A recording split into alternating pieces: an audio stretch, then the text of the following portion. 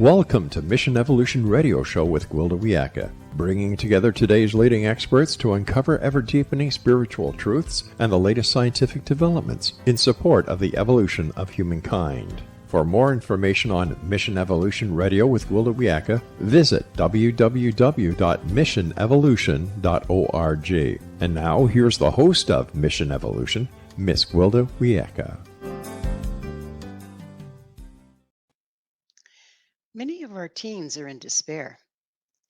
In 2012, the depression rate in adolescents started drastically rising. Today, 22% of teens are suffering depression, which is double the rate found in adults. What's going on? What can be done? Mission Evolution Radio TV show is coming to you on the X-Zone Broadcast Network. We're produced by Relmar McConnell Media Company, with studios and corporate offices in St. Catharines, Ontario, Canada. With us this hour to address the disturbing rise in teen depression is Dr. Scott J. Kolbaba. Dr. Kolbaba is a practicing physician of internal medicine. After college, he served in the Marine Corps Reserves until he started medical school at the University of Illinois College of Medicine. Graduating with honors, he was inducted into Alpha Omega Alpha Honor Medical Society. Completing his residency at Mayo Clinic in Rochester, Minnesota, he has subsequently been recognized as top doctor in Chicago Magazine. Dr. Kolbaba is the author of Physicians Untold Stories, and his latest book, written with his son, Florin Kolbaba, is Clara's Magic Garden. His website, clarasmagicgarden.com. Dr. Kolbaba, thanks for joining us on Mission Evolution. Good to be here. It's wonderful to have you on again. This is such a serious and important topic. I thank you for taking time to be with us. Thank you. So I understand you're a physician of internal medicine. And Mhm. how did you become interested in teen depression and suicide? Well, my partner and I work in the adolescent psych unit at Northwestern University, and we see this every day. And the most significant event that happened to me that made me be very interested in the teen depression was when I was called to the ER, ED now, and I stood outside a room where I was going to go in, and I could hear sobbing. A woman was just uncontrollably sobbing. And I thought to myself, I'm in trouble now. So I opened the door, and there was the most beautiful girl I could imagine seeing, 13 years old, lying still as death in a deep coma from taking an overdose of her mother's pills. Her mother was holding her cold hand, sobbing uncontrollably. Mm. And that was a moving experience for me. I haven't ever gotten over that. And ultimately, we transferred her to the ICU. She was intubated. We saved her life. But I was changed. I wasn't saved at that point. I needed to do something. And the question is, what can you do? And, we treat individuals, we treat, patients when they come in. But the question is, could I make a major impact somewhere else? And is there a solution to this pandemic or epidemic of depression? And that's what got me started. And then my son and I decided to write a book about a little girl that was depressed and overcame that ultimately and realized that she was, pretty special. And so we've been working on promoting, the awareness of teenage depression and the huge epidemic. The CDC estimates that 3 in 5 teenage girls, especially teenage girls, have about a double incidence of depression compared to teenage boys. I think they're more sensitive, maybe. And so 3 in 5. Do you think that also the pressure is on girls in a certain way at that age? Because, you're trying to come into your own, trying to get a self-image, and the images that are portrayed in the media are impossible to reach. Okay. And that's what we're seeing in social media. Social media is portraying girls that have had wonderful vacations, wonderful homes. No one portrays a person that's failing on social media. So when people see that, they want to be like the people that are portrayed, and no one can do that. And everyone wants more likes, and they're counting the likes that they have.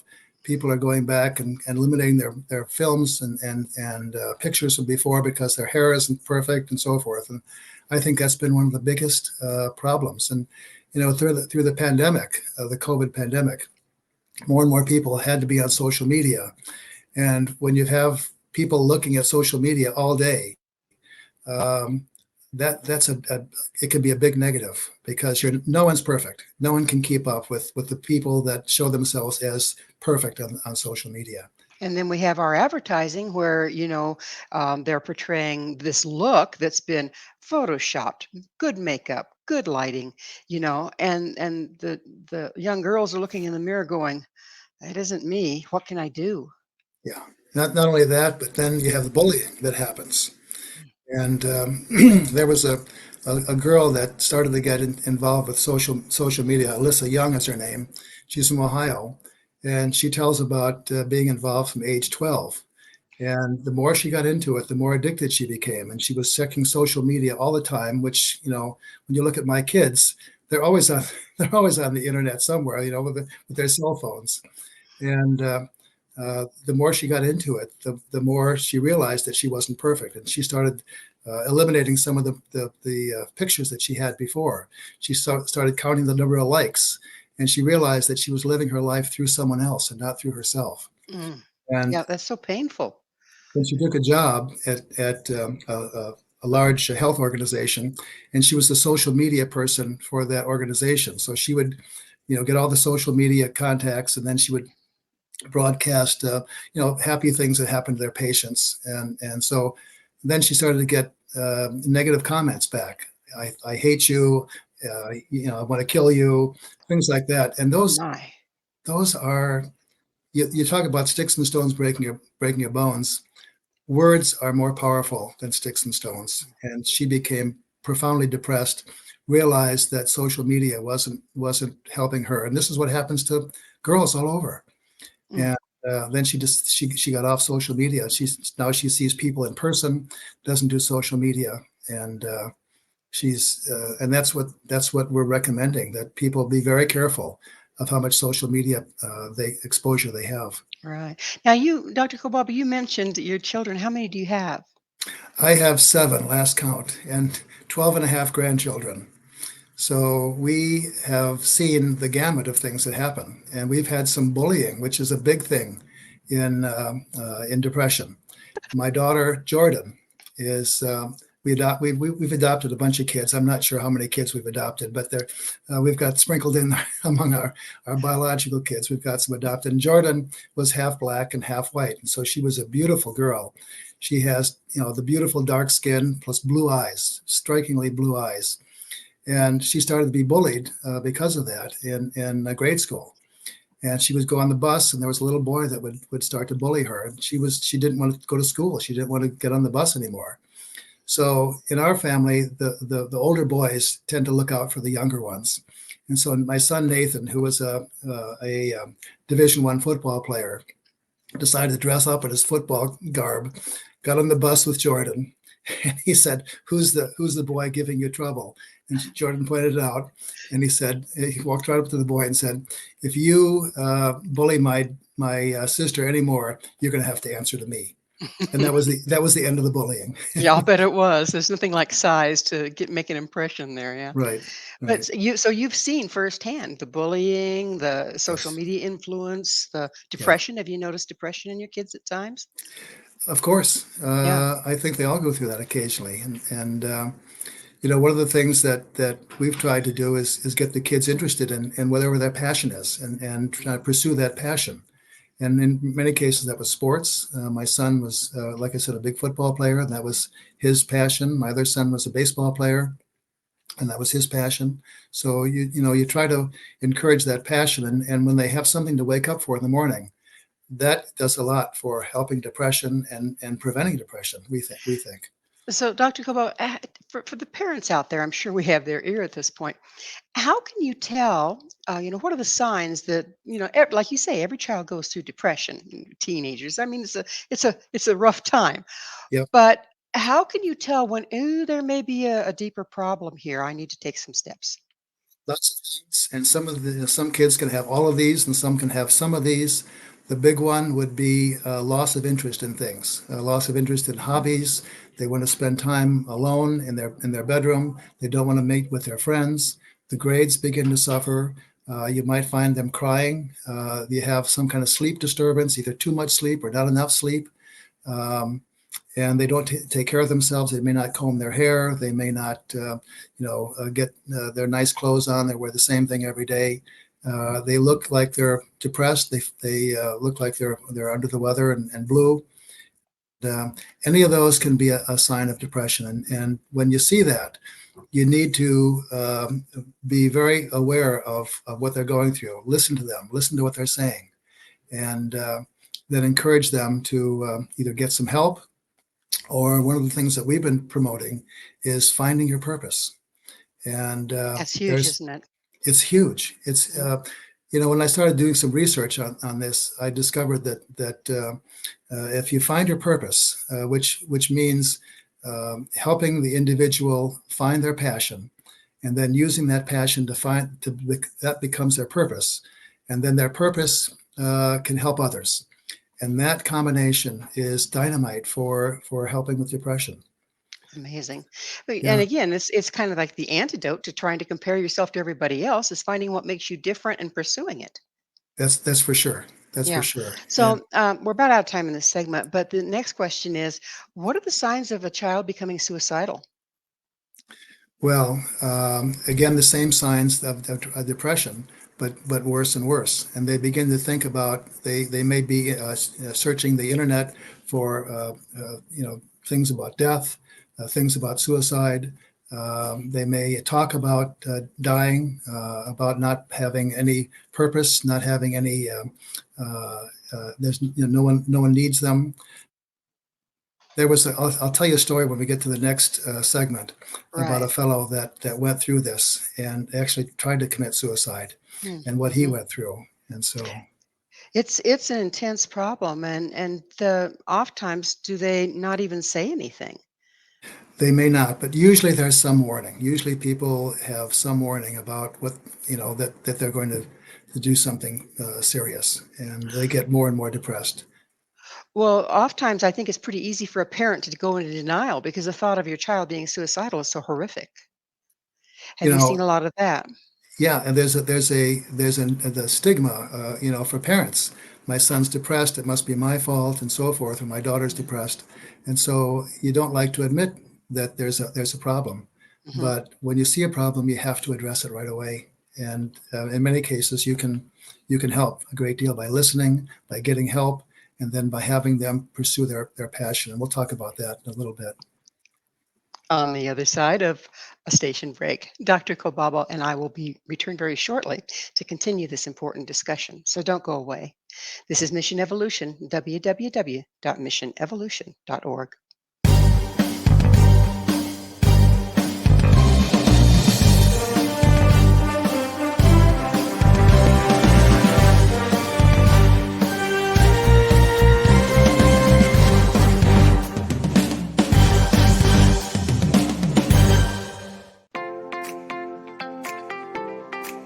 Are you interested in evolving with the times and becoming all you can be? Don't you wish there was one place to find the latest information to help guide you through the process? I'm Gwilda Wiyaka, host of Mission Evolution Radio TV. Join me on my mission to find the latest evolutionary knowledge and tools. The guests on Mission Evolution are leading experts in a wide variety of divergent topics, including allopathic, holistic, and integrative medicine, epigenetics, enlightenment, quantum physics, meditative practices, environmental issues, spiritual evolution, trauma healing, and so much more. Mission Evolution Radio TV is aired worldwide through the X-Zone Broadcast Network, X-Zone TV Channel 32 on Simul TV. You can enjoy our archives of radio or TV shows with our compliments at www.missionevolution.org. Come see the amazing lineup of guests and topics. With more than 200 episodes to choose from, you're sure to find what you're looking for. Visit www.missionevolution.org.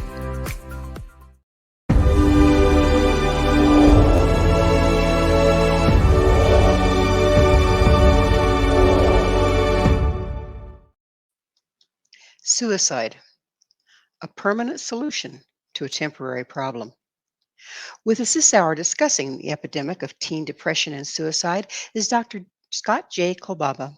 His website, clarasmagicgardenbook.com. Dr. Kolbaba, you had a story for us about a gentleman that was dealing with suicidal thoughts. Would you continue with that? A fellow by the name of Kevin Hines. Kevin was 19 years old. He'd gone through a number of psychiatric hospitalizations, medications, counseling, and still was profoundly depressed. And he decided at this point to kill himself. He had his father take him to, he was in San Francisco, had his father take him to the San Francisco City College, dropped him off there. There he got a bus to the Golden Gate Bridge. The Golden Gate Bridge, he decided that this was what he was going to do. Well, all of a sudden, a German woman who was a tourist came up to him and had him take her picture. And so he gladly did that. But then afterwards, he got onto the railing, looked down, and decided to jump off. Now, it's very few people that have survived that fall. It's a 220-foot fall. Oh, my. You go 75 miles an hour by the time you hit the water. And usually just that impact is enough to kill you. As soon as Kevin jumped off the bridge, he realized that he didn't want to kill himself. Can you imagine having that feeling? Why did I do this? Mm. And then he hit the water. He instantly broke 3 vertebrae in his back. He went down 70 feet, and then he couldn't move his legs because of the trauma to his spinal cord. He came up, but he was waterlogged and started to sink. Well, then, of all things, he saw a shark coming toward him. Okay, can you imagine? No. He's thinking to himself, I Oh, wanted to live, and I made it off the bridge, and I'm still alive. But here's a shark going to eat me. Well, the shark turned out to be a sea lion. He didn't realize that at the time. And what happened with the sea lion is he was having trouble buoying himself up because he was sinking because of all he's waterlogged. He had heavy clothes on, and the sea lion evidently circled in circles beneath him, buoyed him up so that he didn't drown. And the sea lion did that for some reason. You talk about divine intervention until the Coast Guard could save his life. oh, Well, my. after that, he spent a number of weeks in the hospital taking care of his spine injuries. He spent some time in the psychiatric unit. But afterwards, he realized that his purpose in life was to help other kids realize that they can overcome depression. And so he became a spokesperson. His passion, his purpose in life was then realized. He became a spokesperson for suicide and for depression. And he's made an impact on thousands and thousands of people over the years. And he's still doing that. And so he found his purpose. He found his passion. And he's used that to help others, which we think is one of the keys to overcoming a depression. And he's lived, and he's not depressed anymore. It was a true success story. Now, that is an amazing story. Mhm.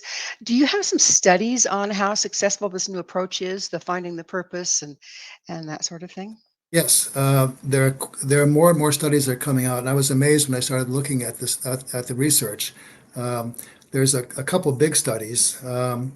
One from the Journal of Clinical Psychology. They analyzed 66,000 people, and they found that people that have a purpose in life had much better health and also much less depression. So it's 66,000 people.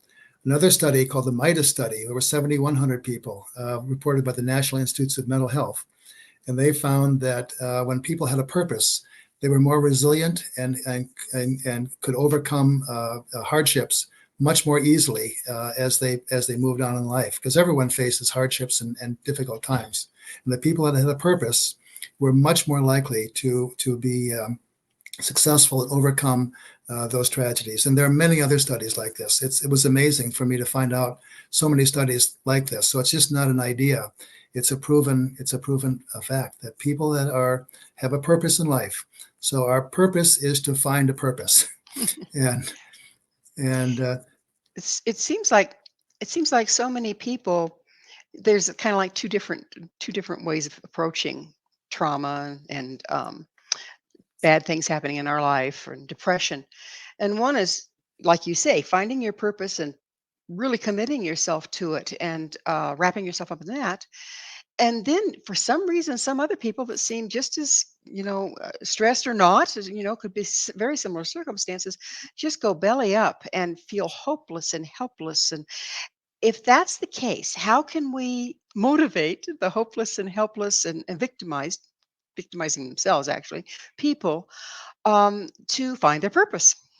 Giving up is, and deciding that you can't handle the stresses is a very classic symptom of a depression. And so, and especially talking to parents, because again, 3 out of 5 girls in this country are suffering from depression. 1 in 3 girls in teenage years has seriously considered suicide. Oh, my So, what can you goodness. do when these people receive some kind of trauma and they say, "I'm giving up"? What the parents can do is they can listen first of all and be sympathetic. That's very important. The second thing is they can find out what their interest is. Do they have an interest in piano? Do they have an interest in animals? Do they have an interest in sports? What's their interest? And then you channel that passion to finding their purpose. So that, for example, if you're interested in animals, you can serve an animal shelter, for example, and help with animal shelters, help adopting pets out. If you like to play the piano, you can play the piano for a nursing home every week, for example. So if the parents can help them find a purpose, and then they can channel that purpose to helping others, that may be as successful or more successful in some cases than medication, than counseling. And the good thing about that is it's free. You can do this for free, and every parent can do that. Virtually everyone that's listening to this show has experienced someone in their family or some friend that has a serious depression, and helping them find their purpose, and then using that to help others is exactly what they need. Lady Gaga, for example, went through a depression, and she is promoting now in an organization that she started, being kind to someone else. Mm. So using your purpose and being kind to someone else. So there's a lot of information about this. It's an amazing concept, so simple, and yet, It is. we don't do it. What, as a physician, where do you stand on medicating depressed teens? As a physician, I medicate people all the time. I think that's very reasonable. The kinds of things that you do to treat a depression would be counseling, can be very helpful. Just realizing that you're not the only one out there, that someone listens to you and can help you, and that could be counseling through a psychologist. It can be counseling through a church, a bishop, or a pastor. It can be counseling from your family, your friends. All those can be helpful. And medication, I think, is also important. And when a person gets profoundly depressed, medication can make a huge difference. That makes Unfortunately, sense. That yeah, makes it sense does. to me, because Yeah, if they're so depressed that they have no motivation, how can they have motivation to find their purpose? yeah, yeah. Yeah. That it is difficult sometimes, and the medication can make a huge difference. Unfortunately, some of the medications that we give can have the opposite effect. So Mm. what can happen is with the SSRI, for example, like Prozac or Zoloft or one of those, if you give that to a teenager, sometimes they can have just the opposite effect. Mm. So what happens then is the teenager takes the medication, thinks it's their fault for not getting better. They get worse and worse, and eventually there are many reports of teens starting new medications like that commit suicide. Oh, my goodness. So parents need to be aware of that. Well, it also sounds like the counselors need counseling on promoting finding purpose. Yeah, I think that's becoming more and more significant. There was a big article in Time magazine a few years ago about Minnie Bredow, who's a woman from California that has started the organization, a non-for-profit, that promotes finding your purpose. And her feeling is that what we're focusing on right now is the treatment of depression. What her contention is, we need to start focusing on the prevention, Mm. and the Mhm. prevention is finding your purpose, and that's what her big push is to find a purpose, get a reason that you get up in the morning, get a reason that you live, and pursuing your passion is your purpose. There's a purpose to a purpose. The school system is another thing where I kind of look askance, because we're all being shoved together and tried to cookie cut the education Hmm. out, which it Hmm. doesn't do great for purpose or personal. empowerment. But the Montessori schools tend to approach it from a different angle. They do exactly the same thing, particularly with small children. They have these different activities and let the kid go where they want to go and start seeing where they're interested and then promoting or encouraging that. Have you heard any figures on people that have gone to Montessori and suicide? I haven't, but it would make sense that they would be a lot happier kids because when kids have a passion and pursue that passion to develop their purpose, they're happier kids. All the studies indicate that not only are they happier, but they're healthier. Can you imagine knowing your purpose makes you healthier than people that don't and kids that don't? So it's an amazing phenomenon. Same thing So with adults, isn't it? It's like, mhm. if you, particularly people, say, for instance, on the other side of life, when you retire, my former father-in-law said, retirement is fine, but make sure you retire to something that makes a difference. And That's for sure. We see that all the yeah, time. yeah, we Hmm. sure do. We sure do. Yeah. Another thing is, sometimes, particularly in the New Age society, say, "Oh, my life purpose," but then they can put so much weight on it that they are disillusioned by anything that comes along because they think they have to have one purpose. It has to be their life purpose, and it has to be grandiose. What's your advice on that one? Purposes change. Throughout your life, you can have multiple different purposes, and your focus can change, and that's perfectly fine. And what we're finding and we're commending to our parents is that when kids start pursuing their passion, say they're pursuing football and they don't do very well, you can encourage them to get over those hard times. My son Nathan, who's the big football player, Division I football player, when he was not, they didn't play him because he wasn't very good. It was his freshman year, sophomore year, middle way through the sophomore year. They decided that one of the kids was hurt. They decided that they'd put in this B team player, and so Nathan went in. He got 4 sacks that game. After My that, he was a goodness. regular player. As his freshman year, his coach said, "You don't have what it takes to be a football player. You should not go out for football his sophomore year." He Mm. was the only one in his high school, after pursuing his passion and developing his skills, that went on to play Division I football. So you can overcome, and frequently the parents need to help their kids overcome the hardships and the tough times that you face in pursuing a hobby or a passion. And that's what we tried to do. And I think his mom was a lot more successful than I was. Well, we are about to have another station break, but on the other side, I would really like to get into how we can encourage our children through the times, when they're feeling like they want to quit. How do we coach them to either quit or keep going? So, Dr. Kolbaba and I will be back really shortly here to continue this discussion. Stay right there. This is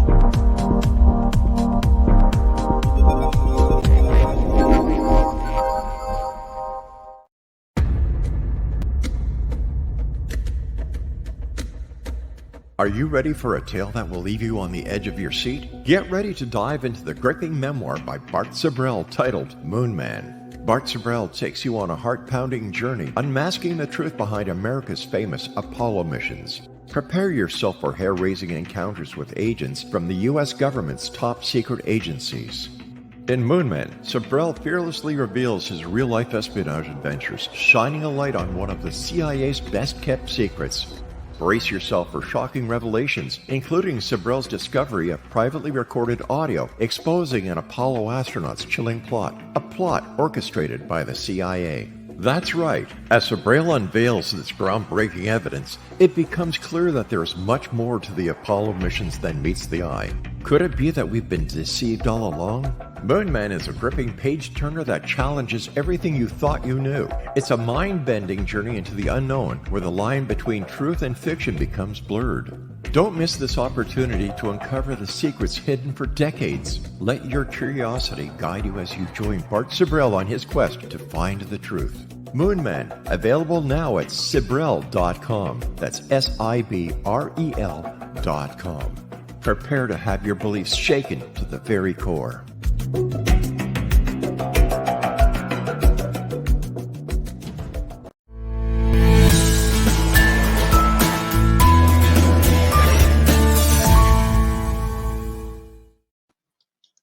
Is your child suicidal?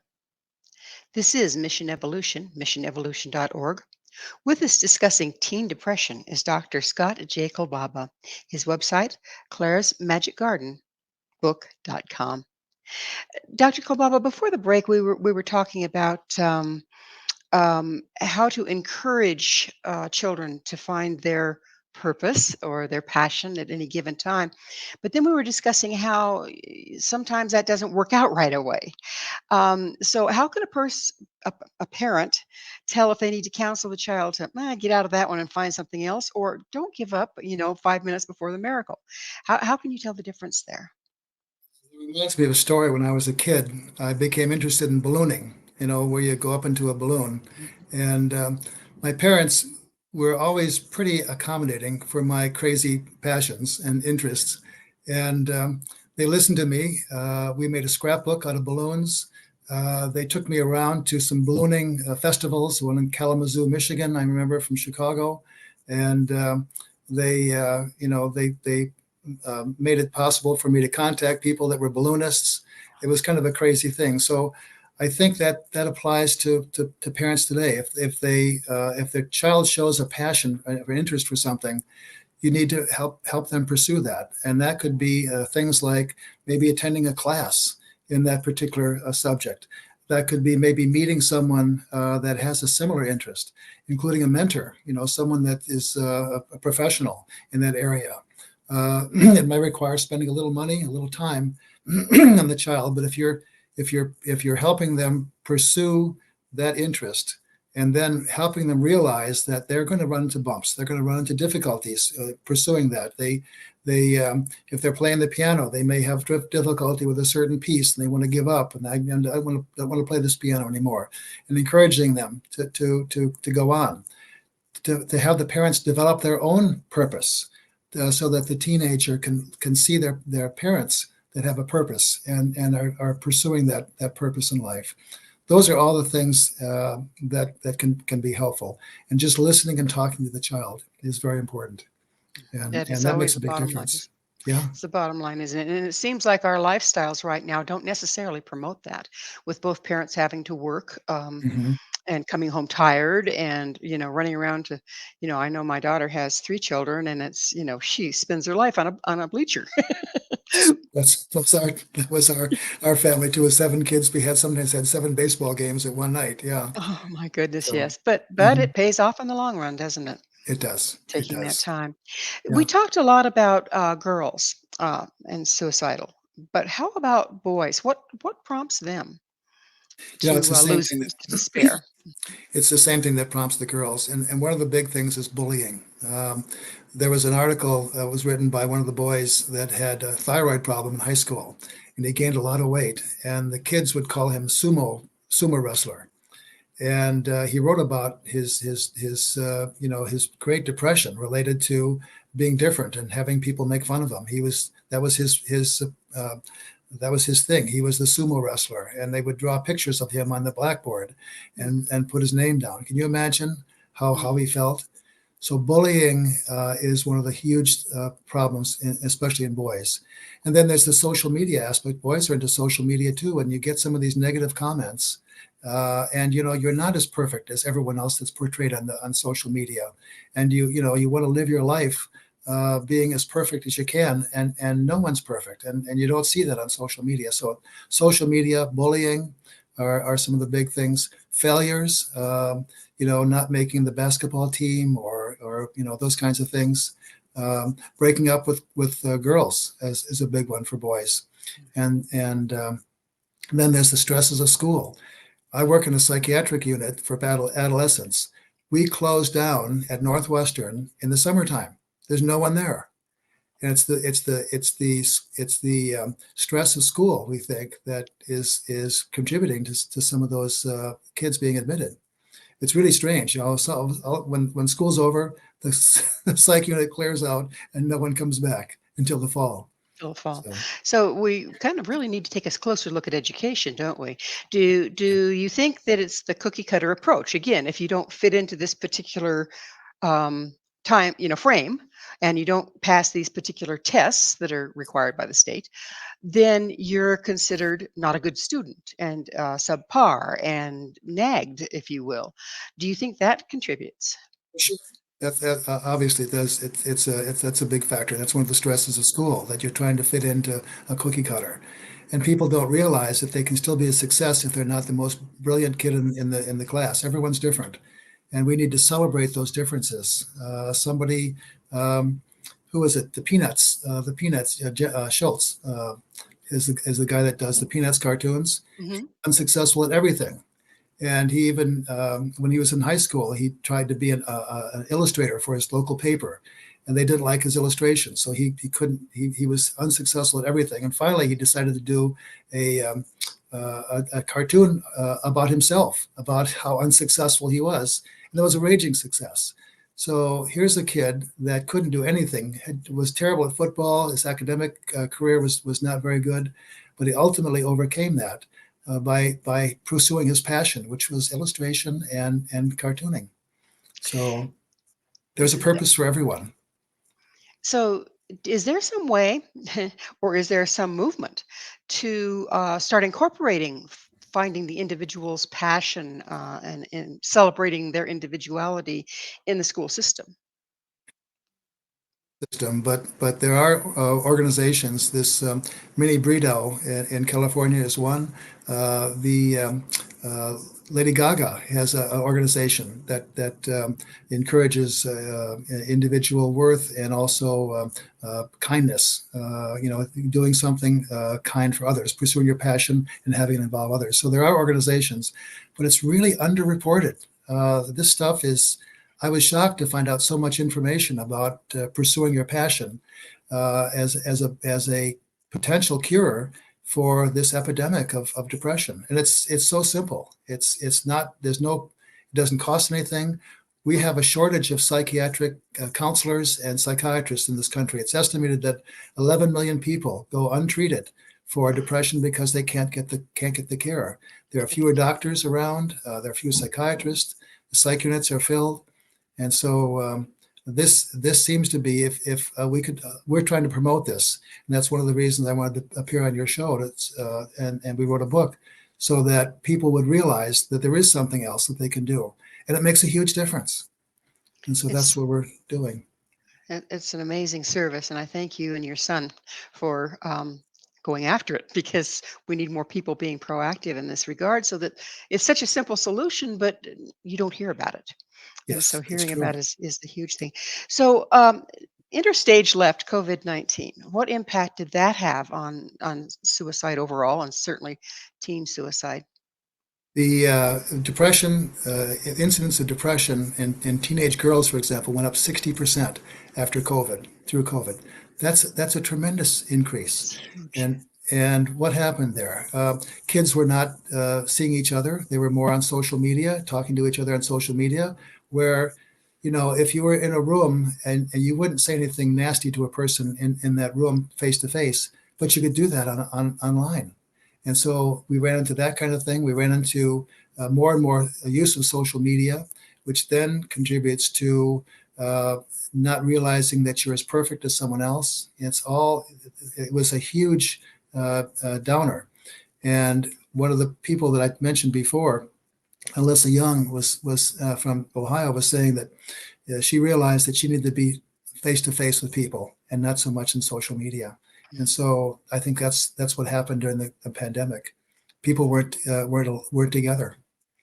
So also, isn't there that comparison thing that goes on? If you're together in person, they aren't all made up, they aren't all photoshopped, they aren't picking their best picture and only presenting that. You're seeing each other as human beings. Does that make a difference? Makes a huge difference. Makes a huge difference. Anyone that is on social media that sees the perfect everything, perfect vacation, perfect car. My father has a perfect job. I've gotten a perfect scholarship and so forth.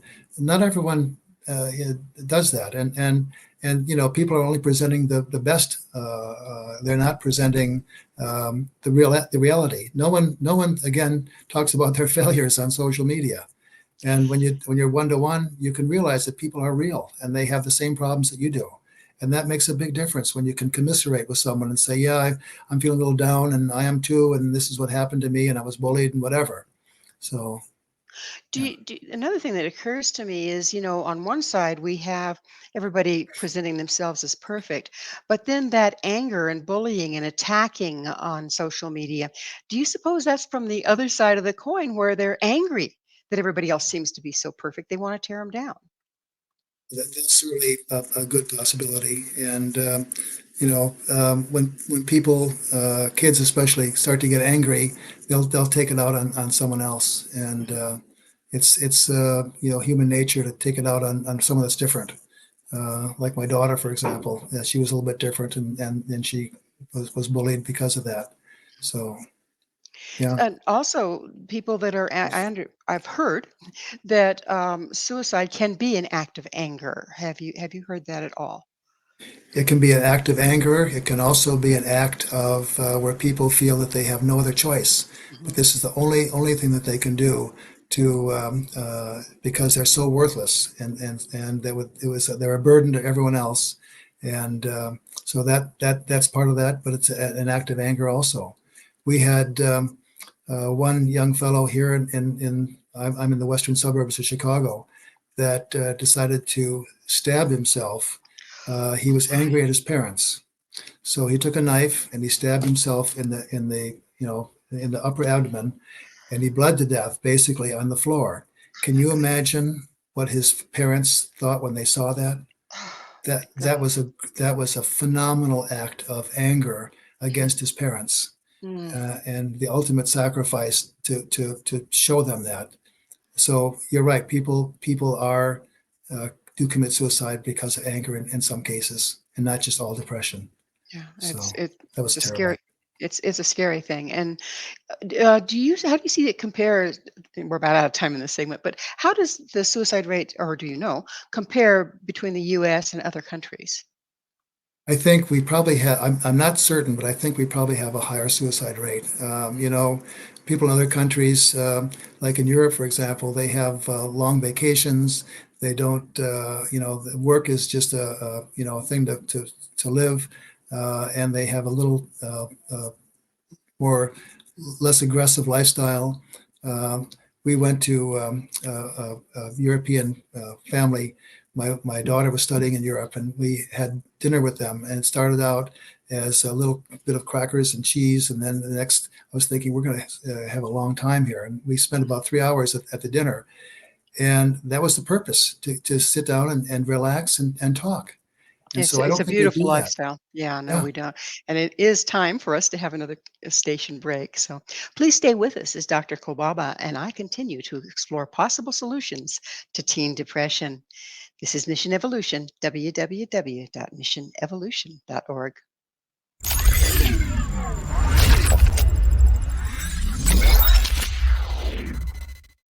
Do you have a product or service you'd like to promote to a worldwide audience?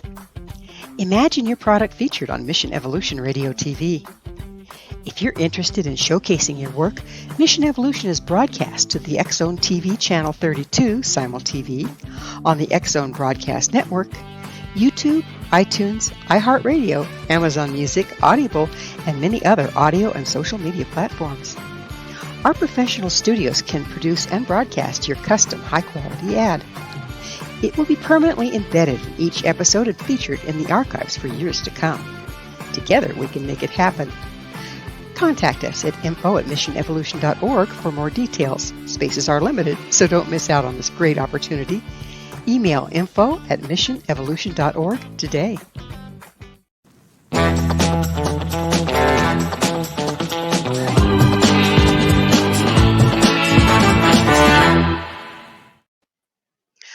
Are current lifestyles putting our children at Mission Evolution, missionevolution.org? We're continuing our discussion with Dr. Scott J. Kolbaba. His website, clarasmagicgardenbook.com. Um, Dr. Kolbaba, we were talking about the difference in lifestyle, if you will, from Europe to here, and that the suicide rate in Europe, we assume, tends to be quite quite a bit lower. And I know one of the differences in Europe is that the houses and the homes have been passed down for generations rather than this hopping from house to house to house to house, trying to make bigger and better and bigger and better, that is followed by a larger mortgage and more stress. Um, so, how much of our lifestyle is perpetuating this rise in suicide? A great deal. I'm thinking about the patients that I see in the office because I can take care of the family, the whole family. I see the kids, I see the parents, and I'm thinking about the people that you would think outwardly are very successful, Mm-hmm. that have achieved great wealth, that have achieved, business success, and and in not 100%, but many of those families have kids that are really in trouble, and they're in trouble because I think the emphasis is on success in finances and success in business, a larger home, a larger whatever, and keeping up with everyone, and the kids suffer, and so it's a shame. It's a shame. It seems like the um, focus on achievement might be a little different than finding your passion because there's also, I know, a lot of examples of children. They go, why did they kill themselves? They're the valedictorian, they're the football coach, they're the, I mean, football star, they're, the cheerleader, they're, all these things that they're achieving, and all of a sudden, out of the clear blue, the child commits suicide. That isn't following your passion, is it? And they frequently don't have, they've achieved all these things. They're driving themselves crazy trying to keep up with everything. And they realize that they can't keep all the balls in the air, that they're not perfect. And, they're frequently pushed to do these things. And then the love is not, and frequently not there. And they get so stressed and so upset about trying to be perfect that they realize they can't.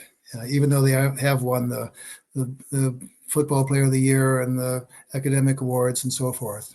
And yeah, you see those kids that just break and then they kill themselves. It's really sad, isn't it? It is. And there's such a fine line between following your passion and overachieving, isn't there? Yes, yes. So how can we tell the difference when we're watching our children? How can we tell the difference? You can talk to your kids, sit down with them and talk with them, and they'll tell you, I'm stressed out. I can't, I can't achieve this, all these the academic honors and so forth. And frequently, those kinds of things are not their passion. Okay, the passion may be stamp collecting or playing the piano or working with animals in the zoo versus academic achievement. So they can achieve a great deal, but that isn't their purpose. Their purpose and their passion is something else. And you need to talk with them to find out what their passion is, and then help them pursue that passion, which, like I said, may not be academic excellence in some cases. So just because a child is really good at something and can excel doesn't necessarily mean that they have a passion for it. Is that what you're saying? That's what I'm saying. Yeah, yeah. You need to find out what their passion is, help them pursue that passion, and that will give them great joy. And if you work with them, like my parents did with my ballooning passion when I was a kid, that will go a long way to making them happy. And they'll wake up in the morning excited about the day. So About the next thing that they get to do, that they look forward to doing versus they're doing to earn approval. Is that the difference? Doing to earn approval versus doing because you love it? yes, that's the difference, and that's the difference when it comes to the internet too, and social media. On social media, you're trying to the purpose in social media is to show that your life is perfect, that you have many likes, and it's not pursuing your love, your passion. It's trying to live someone else's life and not your own. Another problem that I certainly see frequently is that, you sit down, your child's clearly depressed, they're overwhelmed, and you say, what's wrong? I don't know. What do you want to do? I don't know. What's bothering you? I don't know. Where do you go from there? You know, in our house, what we do, we live in a little circle. It's a little like almost like a cul-de-sac, but there's a circle. It's about a half a mile around the circle. And what we would do is I'd get with one of the kids, son, daughter, whatever, and we go for a walk, and we walk for a long time. And when you're walking, you talk, and you don't have to ask what's going on. They'll tell you. And those were some great, gives me some emotional uh, charge here to think about that. But those are great walks. And so sitting down and one face to face saying, what's going on, what are you happy, what and school okay, a walk and just a one-on-one, or going out fishing, for example, and you talk, or taking a car ride somewhere. Those are the times when really you can get to know what's going on with your kid. Not so much to the quizzing, am I, what are you doing? What's happening? So forth, those kinds of things. So in nature, walks in nature tend to help. They really did for our kids, and we accomplished a lot. And they would say to me, "Oh, gee, Dad, I feel so much better now." So, and that makes you feel good. So the time and the planet. What a beautiful solution. It really is. It's a simple solution, isn't it? It is. And so Mhm. straightforward. Yeah. So it's time in the show when I get to ask you, Dr. Kolbaba, what's your mission? I'm just a sappy do-gooder. And so I believe that anything I can do good in the world is what I'd like to be doing. And so that's one of the reasons I got into medicine. It's one of the reasons I'm doing this kind of talk with you today. And I think that's not an unreasonable thing for any one of us to have a passion for doing good in the world. So Well, it's thank goodness you're in the world, sir. So thank you. thank you for what you're doing. And it seems like we're brought up to be narcissistic and self-centered, really, aren't we? What can You I have get? What can I get that's going to make me happy? Yeah, you have a yin and a yang. One of the yings is I want to be part of the world, and the other one is I want to do some good in the world. So those are kind of sometimes they're opposite spectrum, and we're all very complex people. We have some good about us and some bad about us, and we need to maximize the good if we can, and kind of push down the bad. What kind of example can parents give their children that's going to make the most difference in these days? If they can, if they can realize that they have a purpose too, and that the kids will emulate the parents, they always do that. And so if the parent can have a passion and do something that shows that they have a purpose in life, that the purpose helps someone else, that's a great example for the kids, and the kids will emulate that. So Mm. that's one of the most important things that they can do. I know So sometimes, however, you see children that kind of resent the fact that their parent is very involved in the world helping other people and they feel mhm, like they're on the back burner. How do you yes. find that balance? There is a balance, and you just have to find it. You just have to talk to your kids and just find that balance. Because I know some people in church, for example, that are always involved with church. They're never at home, and so that's a lifestyle that is out of balance. So they need to get back. And I think the most important thing is your home and helping your kids raise raise good kids. When my wife and I first started the date, we talked about getting married and having kids of our own. And we said, one of the our purpose is going to be to raise good kids, and if we can do that, that's the greatest purpose we can have.